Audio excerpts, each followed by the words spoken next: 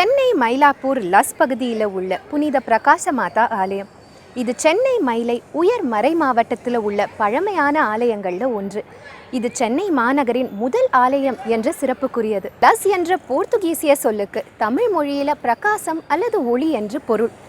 இந்த ஆலயத்தில் புனித பிரகாச மாதா எழுந்தருளி தன்னை தேடி வரும் மக்களின் விண்ணப்பங்களை தனது மகனிடம் பரிந்து பேசி பெற்று தருகிறார்.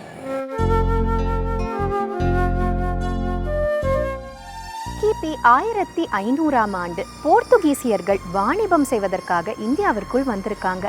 அப்போ அவங்க பயணம் செய்த கப்பல் புயல் காற்றினால் சிக்கி அழைக்கழிக்கப்பட்டு அபாயகரமான நிலைக்கு தள்ளப்பட்டிருக்காங்க. தங்களை காப்பாற்றிக் கொள்வதற்காக அன்னை மரியாவிடம் அவங்க ஜபம் செய்ய அன்னை மரியாவும் அவங்களுக்கு எந்த விதமான ஆபத்தும் வராம காப்பாத்திருக்காங்க. அன்னை மரியாவிற்கு நன்றி கூறும் விதமாக இந்த ஆலயத்தை கட்டி எழுப்பி அன்னை மரியாவிற்கே அர்ப்பணிச்சிருக்காங்க போர்த்துகீசியர்கள்.